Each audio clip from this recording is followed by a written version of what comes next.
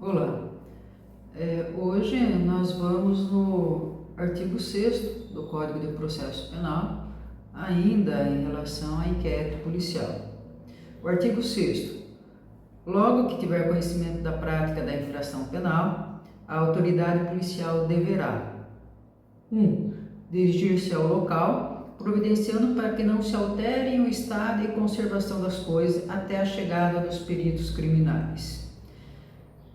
2. Apreender os objetos que tiverem relação com o fato após liberados pelos peritos criminais. 3. Colher todas as provas que servirem para o esclarecimento do fato e suas circunstâncias. 4. Ouvir o ofendido.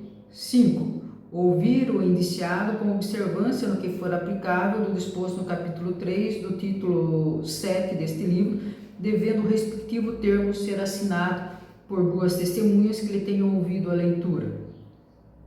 6. Proceder a reconhecimento de pessoas e coisas e acariações. 7. Determinar, se for o caso, que se proceda a exame de corpo de delito e a quaisquer outras perícias. 8. Ordenar a identificação do indiciado pelo processo datiloscópico, se possível, e fazer juntar aos autos sua folha de antecedentes. 9. Averiguar a vida pregressa do indiciado sob o ponto de vista individual, familiar e social, sua condição econômica, sua atitude e estado de ânimo antes e depois do crime e durante ele, e quaisquer outros elementos que contribuem para a apreciação do seu temperamento e caráter.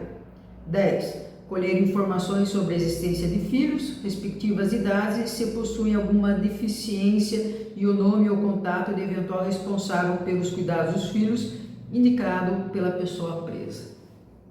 Então, aqui nesse artigo 6º, ele elenca um rol de providências que o delegado de polícia deve tomar quando toma conhecimento da prática de um crime. São várias providências, né? Aqui uma delas, dirigir-se ao local, providenciando para que não se altere o estado de conservação das coisas até a chegada dos peritos criminais. Já teve um vídeo em que eu falei a respeito das perícias, né? E também tem vídeos em que eu falo a respeito do detetive particular, que ele não pode acompanhar diligências policiais. Por que ele não pode acompanhar diligências policiais? Porque todo local de crime, ele tem que ser preservado. E às vezes esses locais de crime, eles contêm eventualmente um certo perigo, né? Porque ali foi praticado um crime e pode ser que ocorram novos crimes, né? E mesmo assim, esse local não pode ser de acesso a outras pessoas que não aqueles envolvidos na apuração daquele crime.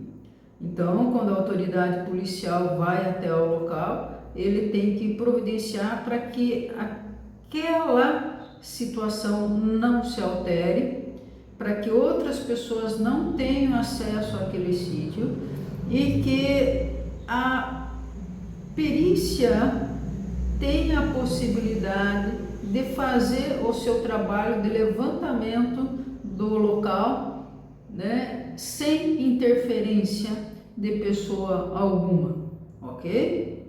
Então, essa é a primeira providência. Até eles elencam apreender os objetos que tiverem relação com o fato após liberados pelos peritos criminais. É bem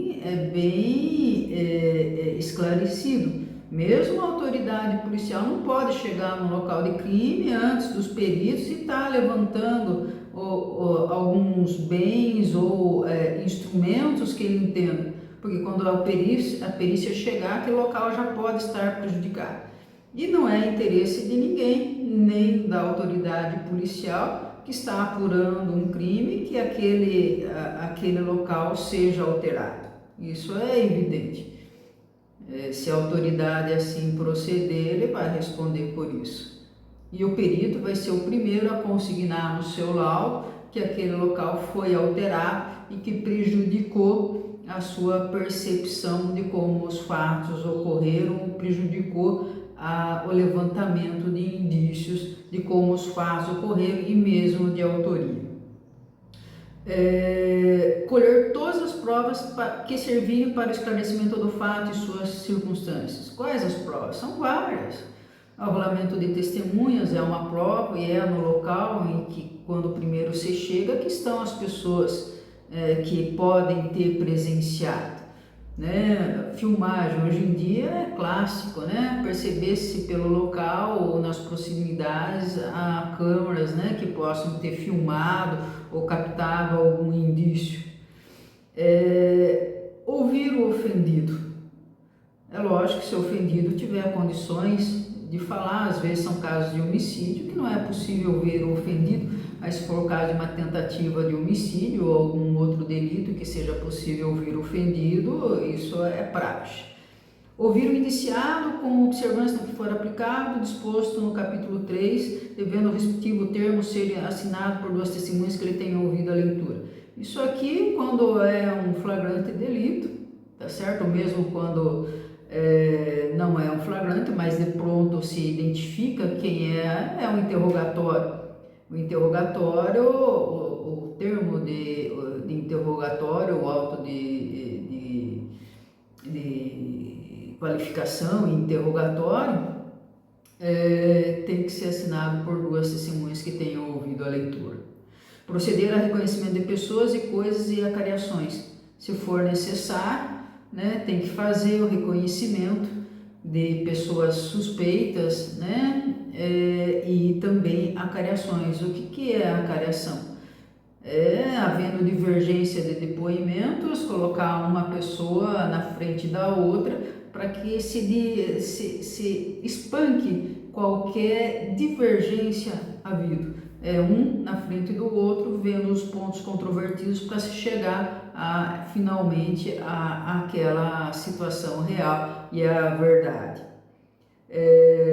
Determinar, se for o caso, que se proceda a exame de corpo de delito e a quaisquer outras perícias. Além de perícias no local, pode ter outras perícias. Às vezes o perito que vai até o local recolhe uma arma e entrega essa arma ao delegado, o delegado faz a requisição para um perito específico para analisar aquela arma, ou manchas de sangue, manchas outras, né, de esperma, né, outro tipo de manchas pelo local, e que seja interessante, recolhido aquele fragmento e depois é solicitada uma perícia específica, tá certo? E mesmo exame de corpo de delito, inclusive para o indiciado, isso também é prático quando ele entra no sistema prisional ou ele apresenta alguma lesão. E para a vítima, né, vítima sobrevivente, mesmo vítima com resultado morte, são necessários exames, falecimento, o exame necroscópico e as outras de lesão corporal, se tiver vestígio de lesão corporal. Ordenar a identificação do indiciado pelo processo datiloscópico e fazer juntar aos autos sua folha de antecedentes. Isso é quando tem o indiciado. Eu entendo que a identificação faz parte do indiciamento e isso também é previsto aqui na legislação e por isso eu entendo que faz parte do indiciamento. Averiguar a vida pregressa sob o ponto de vista individual, familiar e social, sua condição econômica, também faz parte do indiciamento. O indiciamento é a qualificação, é o interrogatório, qualificação, identificação e vida pregressa. Então, todo esse conjunto de peças é o que nós denominamos, e eu entendo, que é o formal indiciamento de um indivíduo que o delegado entenda tenha praticado aquele tipo criminal, tá ok? E o 10º aqui, que é colher informações sobre a existência de filhos, respectivas idades, se possuem alguma deficiência, o nome, o contato de eventual responsável pelos cuidados dos filhos, indicado pela pessoa presa. aqui é uma preservação aos filhos menores, né, para que se eventualmente precisem de alguma proteção, se acionar. Inclusive o delegado de polícia pode fazer esse acionamento, pode não, deve fazer, se perceber que a criança está em situação de risco. E é evidente também que vai influenciar para que o juiz examine, né, aquele processo ou algum pedido de liberdade sobre essa ótica social. Então, é uma preservação aos filhos, às crianças, aos filhos menores, ok? Então, esse é o artigo 6º, que disciplina o comportamento policial quando da prática, do conhecimento da prática de uma infração criminal, ok? Obrigada.